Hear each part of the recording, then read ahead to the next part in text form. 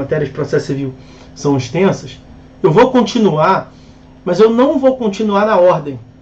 Eu não verei o inciso 3º, não verei o inciso 4º, que são os mais, não é problemático, mas são mais extensos. São tipo esse inciso 2º, tem coisa pra caramba para falar. Então eu vou pular e eu peço para que, por gentileza, os senhores me recordem disso que eu pulei na próxima aula. Então vamos ver aqui o artigo 319, inciso 5º. Vou pular os incisos 3º e 4º e vou ao inciso 5º. Bom, o que nós temos para falar do 319, inciso 5º? A petição inicial deve conter o valor da causa. E lá nos artigos 291 e seguinte, nós temos lá o título a respeito do valor da causa. Vou colocar aqui para os senhores. Leiam lá o 291, 292 e 293. Do valor da causa. A toda causa será atribuído o valor certo, ainda que não tenha conteúdo econômico imediatamente aferível. Exemplo de causa que não tem conteúdo econômico imediatamente aferível.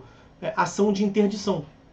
Você pretende a declaração de interdição, aquele tipo de ação, né? Ação minha avó tá maluca. Você vai a juiz e fala, excelência, minha avó tá maluca.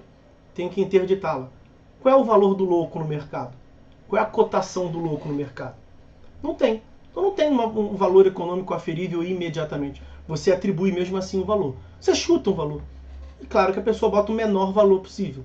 Porque o valor da causa ele serve como base de cálculo para a taxa judiciária.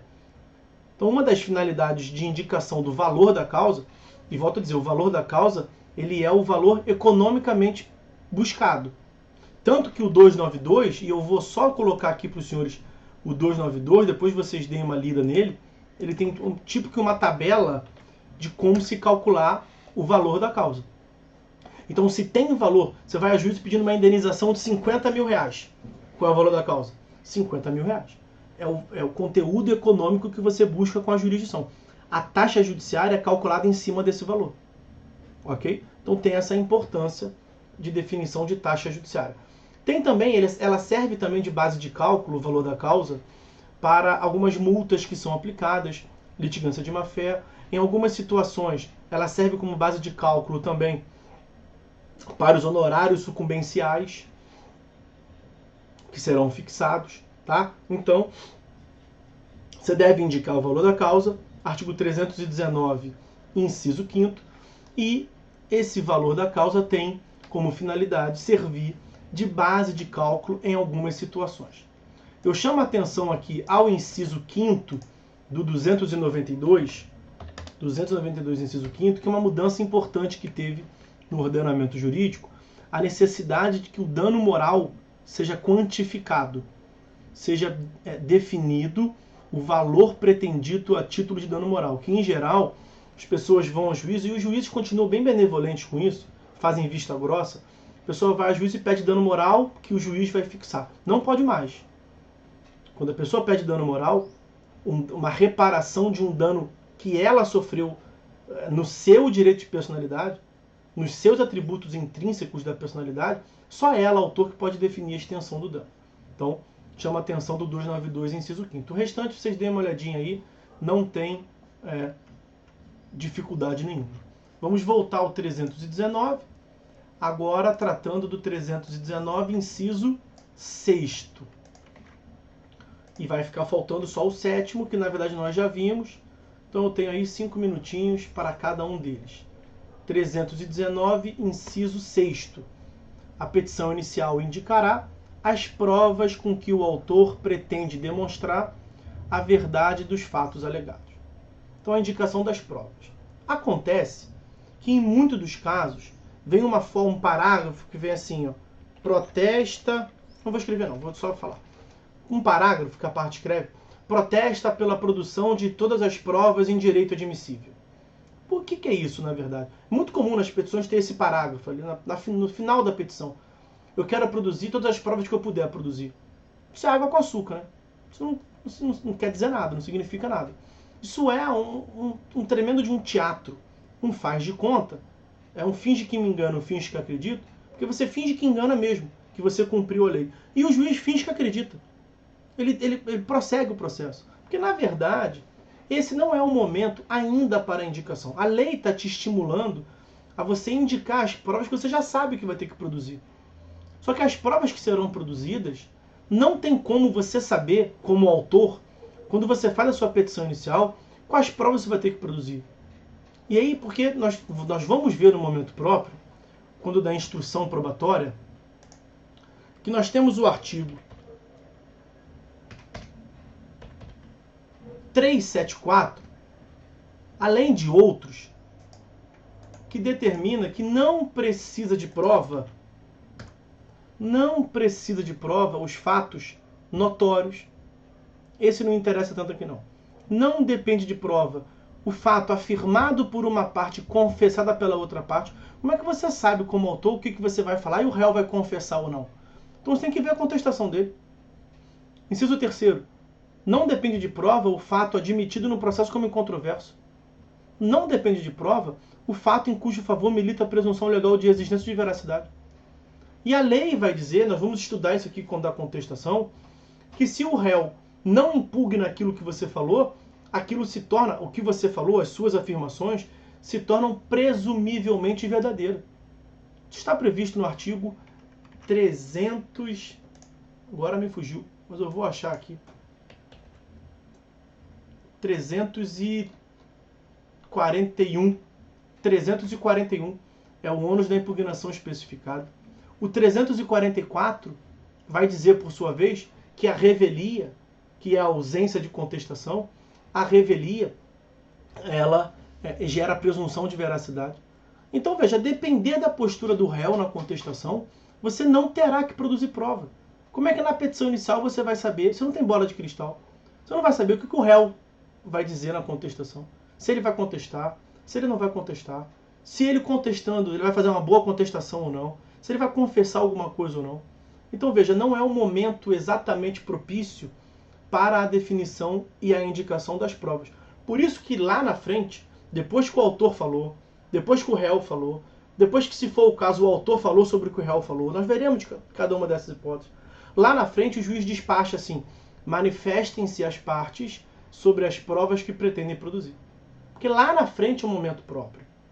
E aí, vejam o que consta do artigo 357. Vou pegar mais esse aqui, porque o outro tópico que nós temos para falar é muito curtinho. Veja o 357, inciso 2º.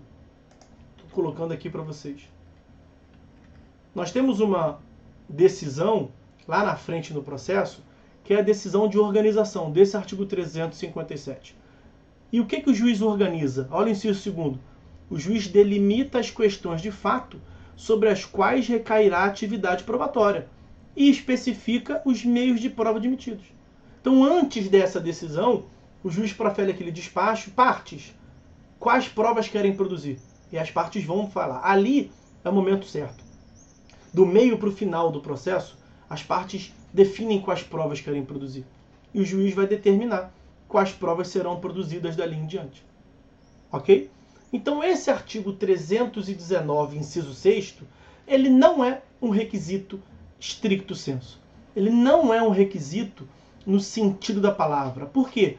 Porque se a parte coloca, não coloca, se a parte finge que coloca, o juiz finge que acredita, a consequência não é o indeferimento da petição inicial. Então, ela não é um requisito propriamente dito. E, por fim, o que nós já analisamos aqui vai ser bem rapidinho, vai ser dentro do tempo que nós temos, 2 minutos. O artigo 319, inciso 7º, que nós já analisamos. A petição inicial deve indicar a opção do autor pela realização ou não da audiência de conciliação ou mediação. Faço menção ao que eu já falei antes, artigo 334, parágrafo 4º, inciso 1º, e também o parágrafo 5º do CPC. E aí os senhores verão que a finalidade do autor indicar a sua opção pela realização ou não da audiência de conciliação e mediação é para a definição da obrigatoriedade ou não de realizar a audiência. tem nada a ver com recebendo a petição inicial. Então, se o autor fala que quer audiência, está tudo certo quanto aos requisitos da petição inicial, todos eles. E lá no último parágrafo, o autor coloca assim, olha, eu quero audiência, excelência. A petição inicial vai ser recebida e vai seguir. Se o autor nada fala, não coloca nenhum parágrafo, está tudo certo quanto aos outros requisitos, a petição inicial será recebida e o processo vai prosseguir. Se o autor coloca na petição inicial que não quer audiência, olha, excelência, não me coloca de frente com o réu, o que o juiz faz? Recebe a petição inicial e marca a audiência. Porque só quando ambas as partes falam que não quer, a audiência não vai ser realizada. Nós voltaremos a isso na aula de audiência, dessa audiência. Então, o inciso 7º do artigo 319 não é um requisito propriamente dito, não é um requisito stricto sensu quanto à petição inicial. Porque pouco importa se ele foi preenchido ou não, a finalidade dele, na verdade, é a definição da obrigatoriedade da realização da audiência. Ok? Então, para encerrar, cuidado, vimos que nem tudo que está no 319 é requisito propriamente dito, e de outra parte, tem requisito que não está no 319. Ok?